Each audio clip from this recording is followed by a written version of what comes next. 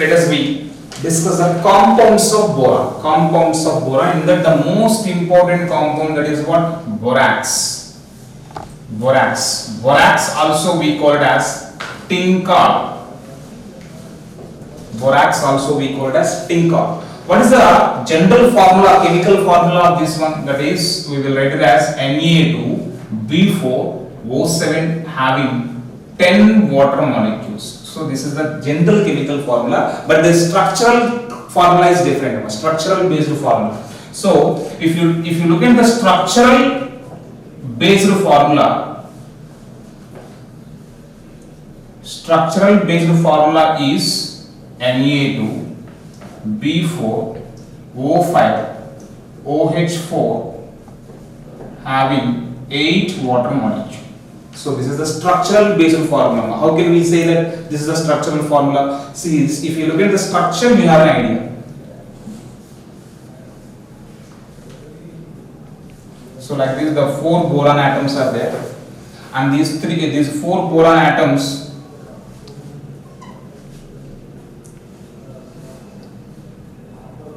are bonded with oxygens like this. And these two are also bonded with oxygen, and the 4 boron atoms are having 4 OHs. Okay.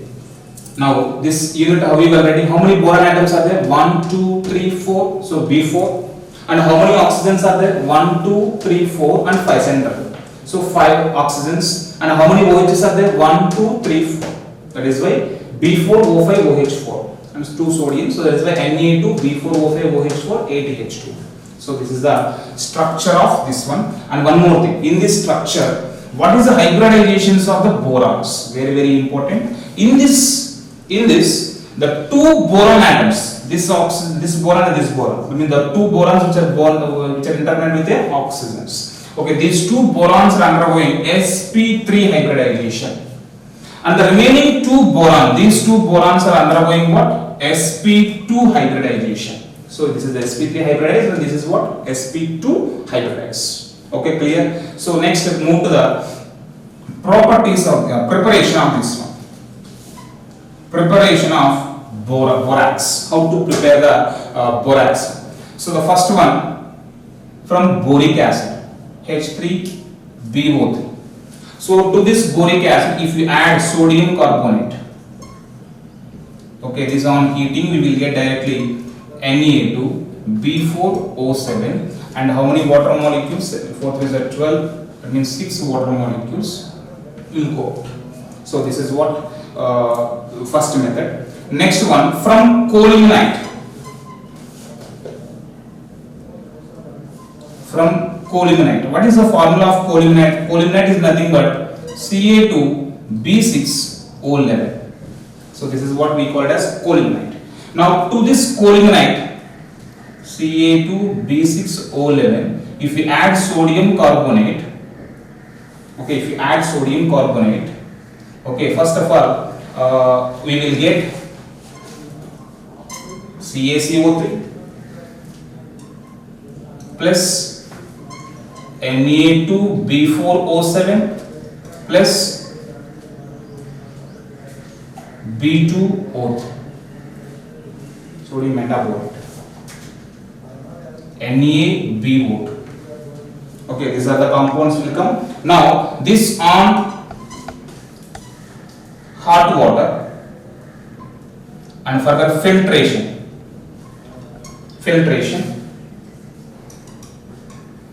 That residue, after the filtration, that the formed residue is nothing but what? CaCO3. The CaCO3 will be separated out. That supernatant solution, that filtrate having both Na2B4O7 plus NaBO2, sodium metabolite, both are present. Now this on further crystallization of this mixture, and the solution of these 2 compounds are present. This on crystallization, now the sodium Na2B4O7 will be crystallized. So we are getting Na2B4O7 in the form of crystals, solidifies. And then the remaining solution, what is there? NaBO2. Okay, so we can convert easily this Na2BO2 into Na2B4O7 simply by passing CO2. By passing the CO2 into this, again the sodium metaborate will convert it into what? Na2B4O7. So this is what the second method of preparation of borax from coelimenite. Okay. Next, properties of the borax. Properties of borax. So if you check the borax, it is a white crystalline solid. Okay, borax is a white crystalline solid. Next one, it is a salt of weak acid and a strong base. How can we say it's a salt of weak acid and strong base? So that we can confirm by hydrolysis. Na2B4O7 on hydrolysis we will get NaOH and boric acid H3PO3. So how many? 4 moles will come. So this on hydrolysis we are getting strong base and weak acid. That means it's a salt of strong base and weak acid. So that is why if you hydrolyze this borax, what is the nature of the solution? Alkaline in nature. So the aqueous solution of borax is alkaline in nature. Very, very important. Why? Because the salt of weak acid strong base is always be basic in nature because of anionic hydrolysis. Okay. Next, because of the formation of this base NaO strong base, suppose if this aqueous solution of borax on heated with acids, so reaction with acids like HCl like this, what happens? This NaOH will react with that HCl and they form salt. So that is why we will write like this: Na2B4O7 on hydrolysis 5H2O and HCl, 2 moles of HCl, we are getting 2 moles of NaCl plus 4 moles of boric acid. So this is a reaction of borax with HCl. Action with HCl, we are getting NaCl with the formation of boric acid. This is also one more method of preparation of boric acid. Next, action of heat. Action of heat, this is very important. It is a borax bead test. Action of heating we call it as what? Borax bead test. So let us see what is a borax bead test. What is the action of heat on this borax? See, if you take the borax Na2B4O7 on heating, first what happened? It swells up. It swells by losing this. It has 10 water molecules.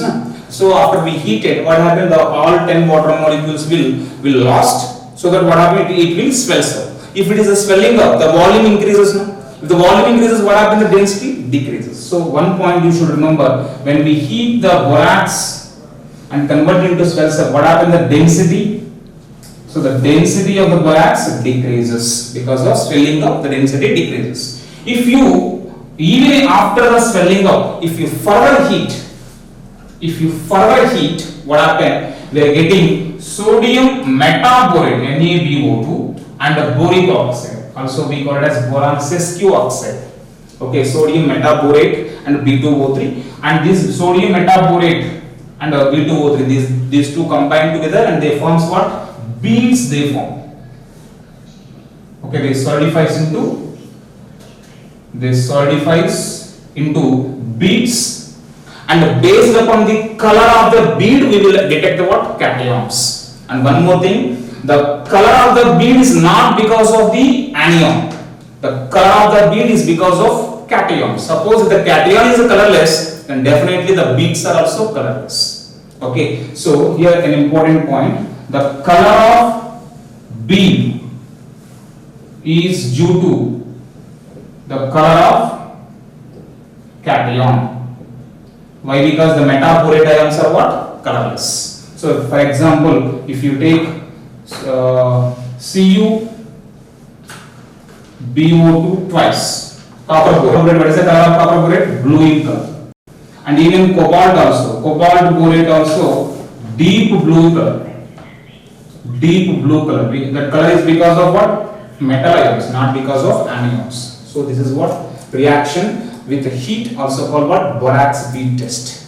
Okay. So once again, when the borax on heating, first of all it swells up because of loss of water. Okay, because of the swelling up, the volume increases, so the density decreases. Thereafter, if we further heating, what happens? It will use in the transparent liquid, and this transparent liquid after some time it will that is nothing but sodium metaborate and B2O3, and after some time this transparent liquid will be solidifies into beads, and based upon the color of the bead we will detect what? We will determine what is the cations present in the solution. Okay, so this is what borax bead test. We move to the next compound, that is what? Orthoboric acid. Orthoboric acid. What is the formula? H3BO3. This is also we call it as, we will represent as BOH thrice. Orthoboric acid also represented with the BOH thrice. Yes, one important point you should remember that H3BO3. Okay, H3BO3 it is not a protonic acid. What do you mean by the protonic acid? It is not an acid normal like the acids which liberates H plus ions. Protons we call as acids according to Arrhenius or Bronsted theory. But the orthoboric acid will not liberate any H plus ions. So that is why it is not a protonic acid, and it is not a Bronsted acid. Bronsted acid. It is Lewis. It is a monobasic weak Lewis acid. So very important. It is not a protonic acid. It is not a Bronsted acid. It is what? It's a monobasic. Monobasic means it gains what? One pair of electrons. Monobasic weak Lewis acid. Okay. So, and how can we say it's a monobasic weak Lewis acid? You just take what? BOH thrice.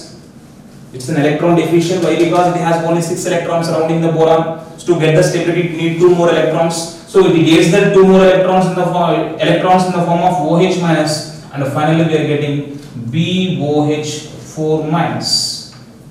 So it is accepting how many pairs of electron? 1 pair of electron from OH2. So that it is forming what? Tetrahedral unit. It is becoming stable. So that is why it's a weak monobasic Lewis acid. Okay. Next, coming to the boric acid. If you check the boric, how can we prepare the boric acid? Let us see. Already in the borax we discussed the preparation of boric acid. How? Simply when the aqueous solution of boric acid reacts with Na acid. Why? Because it's an aqueous solution is basic now because of the presence of NaOH. So when we add the acid here, when the aqueous solution of borax reacts with HCl, we are getting NaCl by the formation of H3BO3. So this is one of the method of preparation. The first one from borax, Na2B4O7 dot 5H2O dot HCl gives 2 moles of NaCl plus 4 moles of boric acid. This is one method. And one more method. Whenever any boron compound, you take any boron compound, boron halide, boron oxide, boron boron hydride, whatever it means, you take any boron compound. When you hydrolyze any boron compound, you get a boric acid. You take, for example, BCl3. You take this on hydrolysis, we will get BOH thrice. Suppose if you take B2O3, boron oxide. So this on hydrolysis. Okay, again we are getting BOH thrice. Next one, if you take diboron also, B2H6, this on hydrolysis. So we are getting what we are getting? BOH thrice by the liberation of hydrogen. Okay, like this. So many. So any boron compound on hydrolysis we get orthoboric acid. Okay, so this is what the preparation methods. Next, properties. What are the properties of orthoboric acid? Already in the name itself, it is a weak acidic nature. It is a weak acidic nature, And like borax, it is also a white crystalline solid. It is a white crystalline solid, but remember that it is a soapy to touch. So you know caroms, we play the caroms, right? In the caroms we will use boric acid because of its soapy nature. The caroms can easily move from one place to another place. So it is a white crystalline solid and it is a soapy in touch. Soapy in touch. Okay. And one more thing, coming to the solubility, it is less soluble. It is less soluble in cold water. Boric acid is less soluble in cold water, but highly soluble in hot water. Less soluble in cold water, but highly soluble in hot water. Suppose if you take on heating BOH thrice boric acid on heating up to 373. Let us consider 373. Okay, so we will get metaboric acid means HbO2 metaboric acid. This on further heating more than 373 kelvin, we will get B2O3. So this is about the properties of boric acid. Okay, and because of its acidic nature, one more thing, the boric acid, it can be reactive with the bases as we know. So that is what because of its acidic nature, weak acidic nature, BOH thrice can react with the bases like NaOH, Na2CO3, MgOH twice. It can react with any bases. Okay, fine. Because of its acidic nature, it is reacting with the base means okay, fine. And one exceptional case here you should remember that boric acid not only reacts with the bases, it also reacts with the strong acid like HF. Okay, the BOH it also react with the HF, only HF. Okay, only HF, not all acids. Okay, it reacts with only HF and they forms what? BF3. Okay, it can react with HF and we will get BF3. Okay, this on further reaction with HF. Okay, we are getting what? BF6 minus 3 also we are getting.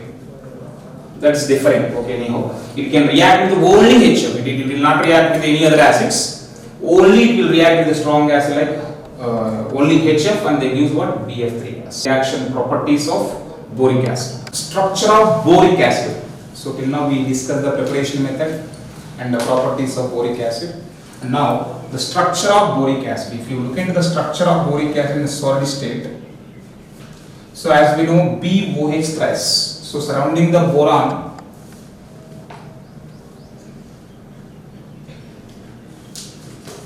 so like this, the 3 oxygen atoms are surrounding each boron atom in a trigonal planar form. Okay, so now what you will do exactly? This is one plane. In that plane, you draw one more. Similarly, to this oxygen's plane, you draw one more. Similarly, these 2 oxygens, you draw one more.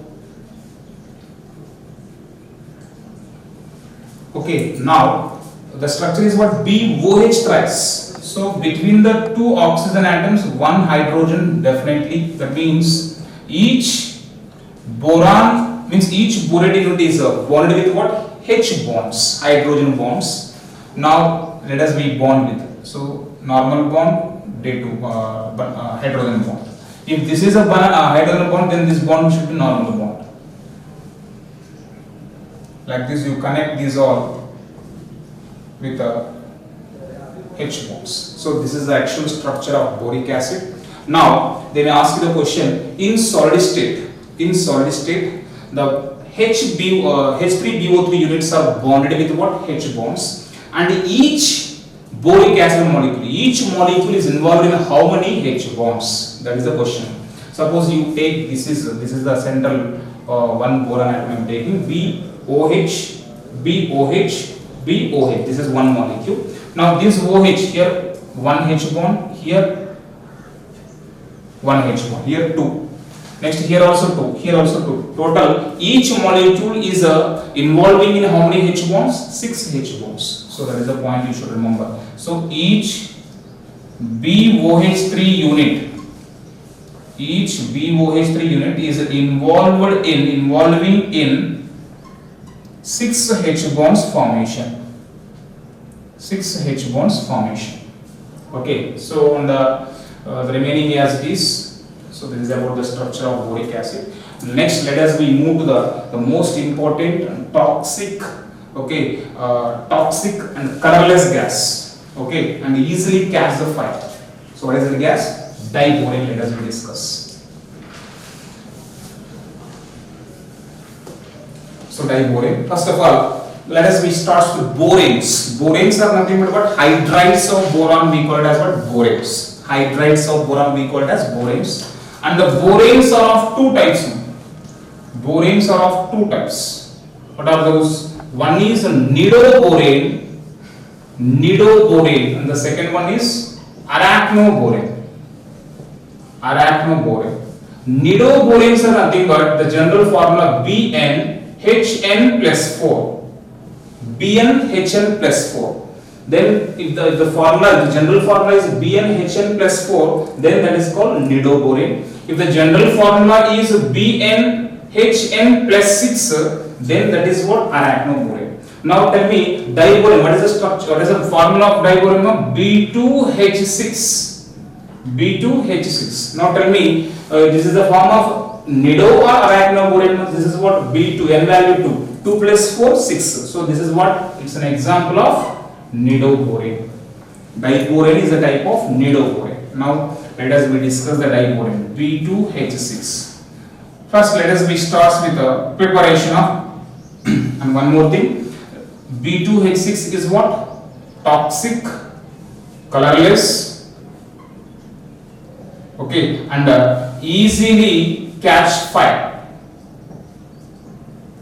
Physical properties these are toxic, colorless, and easily catching fire. Okay, that's just remember. Next, coming to the preparation of diborane. We can prepare this diborane by using what? BF3, boron trifluoride. When this boron trifluoride on reduction with the HF, sorry, not HF, HI, or else lithium aluminium hydride. Okay, if you reduce the BF3 with the HI or lithium aluminium hydride, what happened? HI means from this reduction, hydrogens will go and replace this. So BH3, two units will dimerize and will produce what? B2H6 and sorry, not HI, no, sodium iodine sodium hydride. Not HI, sodium hydride. So when the BF3 on reduction with the sodium hydride, now Na plus to H minus. These H minus ions will go and replace them, and we are getting B2H6. Okay, so this is what B2H6, and what is the byproduct? NaF will come. So this is what first preparation. Next, when BF3 on reduction with the lithium aluminium hydride, we will get boron B2H6 plus LiF plus AlF. Byproducts lithium fluoride and aluminum fluoride also will produce. So this is one preparation method. This is what laboratory method of preparation. Next one, BCl3 on reduction in the presence of electrical discharge. Boron trifluoride on direct reduction with the in the presence of electrical discharge also we will get diborane plus HCl also will come as a byproduct. And the next one, third one, when sodium borohydride, this on oxidation with iodine. Okay, here iodine is acting as what? Oxidizing agent. So when sodium borohydride on oxidation with iodine also, we will get diborane, okay, B2H6 and sodium iodide plus hydrogen will come. So this is what, these are the main methods of preparation of diborane. Okay, next coming to the, after the preparation methods, let us move to the properties, chemical properties. Let us discuss.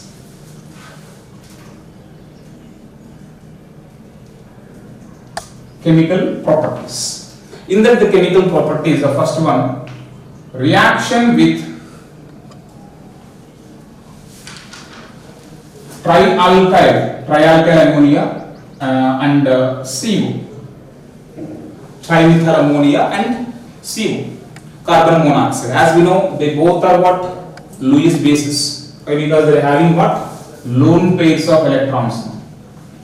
Okay, because of having the excess electrons in the form of lone pairs of electrons, they act as the Lewis bases. But dipole is what? Electron deficient species. They always accept electron from them. So what happened? When they react with trimethyl ammonia or carbon monoxide, what happened? Homolysis takes place. That means when B2H6 on reaction with the trialkyl ammonia, okay, we are getting 2 moles of BH3 NR3 adduct will come. That means the dimer will homolytically cleaved into monomer, and but the monomer is what? Electron deficient, and that electron deficient monomer will accept the electron from ligand and they form a day-2 bond. So there was a day-2 bond between them.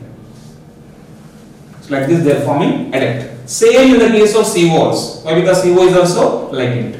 So B2H6 CO, we are getting what? 2 moles of BH3 CO will come. So here also it is also adduct. So here which cleavage taking place? Homolysis takes place. Homolysis of diborane takes place. So this is the reaction with the trialkyl ammonia and carbon monoxide. Next one, reaction with ammonia. What will happen? Reaction with ammonia. So when we react the diborane with ammonia, B2H6 reacts with ammonia. So what will happen? First of all, let us drawing like this. First of all, it will form an ionic compound. So how it is forming ionic compound? Let us see. So this is the structure of diborane. For our reference, I am drawing. We will discuss this structure later. So this is a structure of diborane. Now what happened? When the diborane reacts with ammonia, here cleavage takes place. Cleavage takes place. So this part will come out as what? BH4 minus, and to this part the 2 ammonial ligands will donate, and this part will come out as what? Cation. So the structure is, so in this part how many hydrogens are there? 2 are there. So that is why BH2 NH3 twice plus ion, cation, and this species will come out as an anion, that is what? BH4 minus. BH4 minus. Like this we are getting an ionic species. Now this ionic species on further heating, okay, on further heating we are getting B3N3H6. What we call this one? B3N3H6. This is what we call as borazole or borazine or inorganic benzene. B3N3H6 is also we call as inorganic benzene. And when you compare this benzene and inorganic benzene, that means benzene C6H6 and inorganic benzene B3N3H6, when you compare these two, which is more reactive, which is more polar? So definitely inorganic benzene is more reactive than benzene. What is the reason? In benzene there was no polar bonds. CC bonds are only there. There was no polarity. But in case of inorganic benzene Bn, there was an electronegativity difference. So definitely there was a polar bonds. If there was a polar bond, then they are more reactive. So that is why inorganic benzene is more reactive than what? Benzene. Okay. Next, one more important point you should remember. So generally, in JEE means they will ask you the question: when inorganic benzene on substitution, means suppose if there was a hallucination, how many of di-substituted products will form? That is the question. When inorganic benzene, if you look at the structure of the inorganic benzene, the structure will be like this.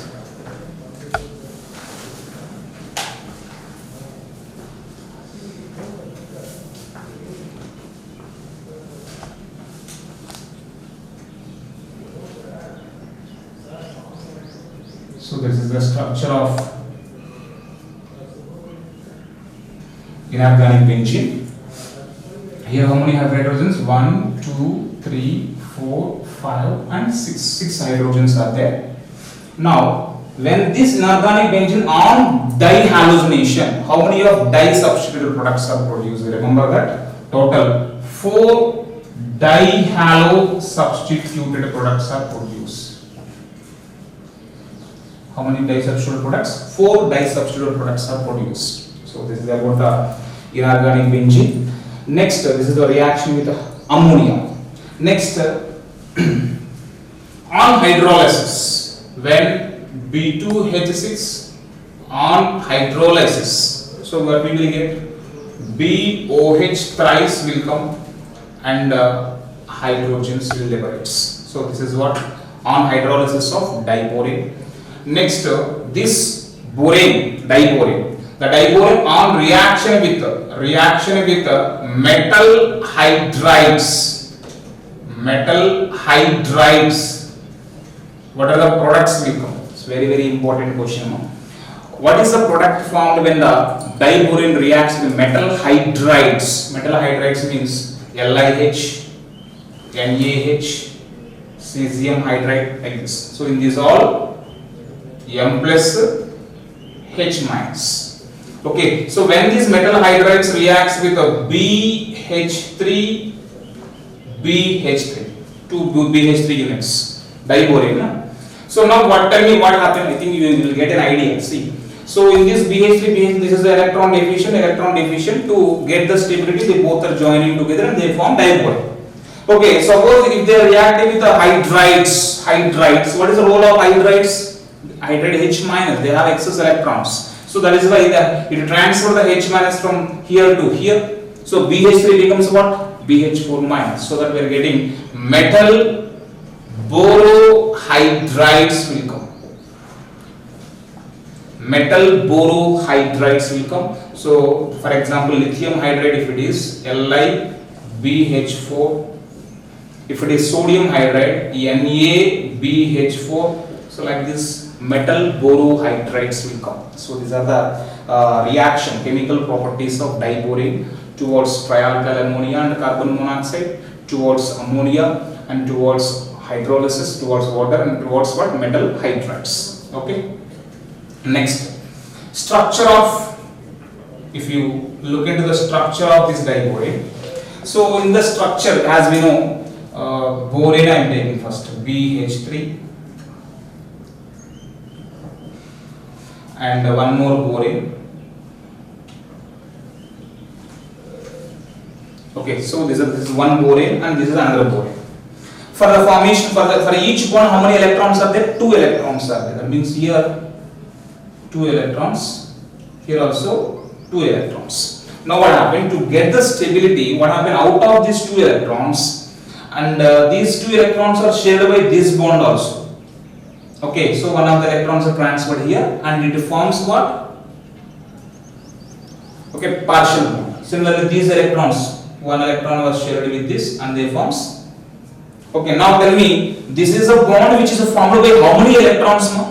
This is a bond which is, these are the bonds which is formed by how many electrons? 2 electrons, only 2 electrons. But how many centers are involved? 1 boron, 1 hydrogen, 1 boron. Total how many centers? 3 centers are involved. So that is why this bond we call it as, what we call this one? 3-centered 2-electron bond.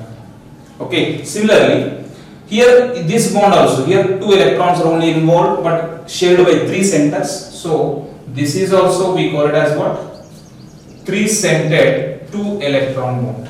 Total how many 3-centered 2 electrons or bonds are there? 2 3-centered 2 electron bonds are present. This 3-centered 2 electron bond, these bonds we call it as what? Bridge bond. Bridge bond, also called banana bond, also called tau bond. Bridge bond, banana bond or tau bond, all are same. Okay, and okay, this is about the bridge bonds. What about the remaining bonds? Remaining all bonds are what? 2-centered 2 electron bonds only remaining. So 1, 2, 3, 4. Because 2 electrons, so 2 centers. Okay, how many 2-centered 2-electron bonds are there? 4 are there. 1, 2, 3, 4. How many 3-centered 2-electron bonds are there? 2 are there.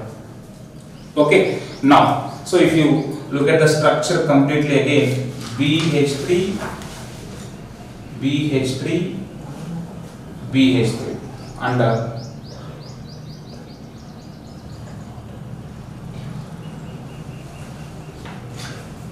this is the complete structure of diborane. These are the 2 bridge bonds and these are the 4 terminal bonds. Now tell me, already in the AlCl3 structure we discussed. So this is X if we consider, this is a bond angle Y. Now tell me, among the X and Y which is longer? X is longer. Why? Because the terminal bonds are, they can easily freely move, so the bond angle between the terminal bonds is greater. So X is greater than Y. Okay, next one more point you should remember here. If you take the lengths, that is BH, terminal BH bond is A and the bridged BH bond is what? B if you compare. So definitely B is greater than A. So that's already we discussed in AlCl3 once again. And one more point you should remember, how many of atoms are in the same plane? They may ask you the question. So in diborane, this is 3 atoms are in the same plane, and even these 3 atoms are in the same plane. Okay, so total how many atoms are there in the same plane? 6 atoms are in the same plane. What about the 2 bridge hydrogens? So the 2 bridge hydrogens, one bridge hydrogen is above the plane, another bridge hydrogen is below the plane. So they both are out of planes. So total the question is, in diborane, how many atoms are in the same plane? How many are there? 6 atoms are in the same plane. One is above the plane, another one is below the plane. And what is the hybridization of boron in diborane? That is sp3 hybridization. sp3 hybridization. You should remember this. Why? Because BH3, as per the hybridization formula, if you calculate, it will get what? BH3, what we will get? sp2 hybridization will come. So generally we will do the mistake, that is why. But in fact, it is what? sp3 hybridized because of the presence of bridge hydrogen bonds. Okay, suppose if the diborane on substitution, okay, how many substituted groups are there? For example, here total how many hydrogens are there? 6 hydrogens are there. Out of 6 hydrogens, how many will substituted by the group? So always remember that only terminal hydrogens only will be substituted, not bridge hydrogens. So total how many terminal hydrogens are there? 1, 2, 3, 4. 4 terminal hydrogens are there. That is why only tetra substituted diborane only will come. So for example, if B2H6 on what methylation, what happened? These methyl groups will go and substitute how many hydrogens? 4 only. So the compound formula will be B2H2Me4, not B2Me6. Don't be confused. Why? Because only terminal hydrogens only will be replaced with a substituting group.